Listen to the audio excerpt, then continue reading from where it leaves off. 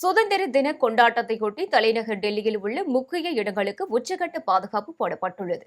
நாட்டின் 80வது சுதந்திர தினம் இன்று நாடு முழுவதும் வழக்கமான உற்சாகத்துடன் கொண்டாடப்படுகிறது.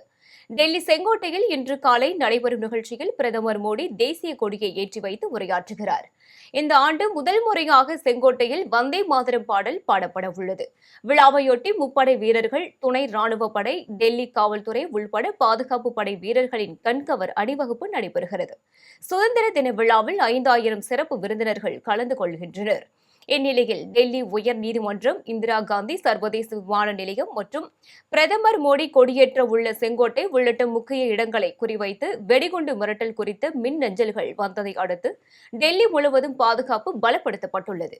டெல்லி காவல்துறை, தீயணைப்பு படையினர் மற்றும் வெடிகுண்டுகளை கண்டறிந்து செயலிழக்கச் செய்யும் குழுவினர் தீவிர தேடுதல் வேட்டையில் ஈடுபட்ட நிலையில் சந்தேகத்திற்கிடமான பொருட்கள் எதுவும் கண்டெடுக்கப்படவில்லை என்றும் வெடிகுண்டு மிரட்டல் போலியானவை என்றும் காவல்துறை அதிகாரிகள் தரப்பில் தெரிவிக்கப்பட்டுள்ளது.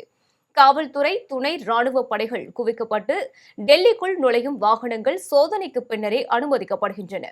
பதற்றமான பகுதிகளை கண்காணிக்க ட்ரோன்கள் பயன்படுத்தப்படுகின்றன. டெல்லியில் உள்ள முக்கிய ரயில் நிலையங்களில் பாதுகாப்பு மற்றும் சோதனைகள் அதிகரிக்கப்பட்டுள்ளது. பார்சல்கள் முன்பதிவு செய்தல் மற்றும் விநியோகம் முற்றிலும் நிறுத்தப்பட்டுள்ளது. இந்நிலையில் டெல்லி மக்கள் பீதியடைய வேண்டாம் என்றும் சுதந்திர தின கொண்டாட்டங்களுக்கான அனைத்து முன்னெச்சரிக்கை மற்றும் பாதுகாப்பு நடவடிக்கைகள் மேற்கொள்ளப்பட்டுள்ளதாக டெல்லி காவல்துறை உறுதியளித்துள்ளது.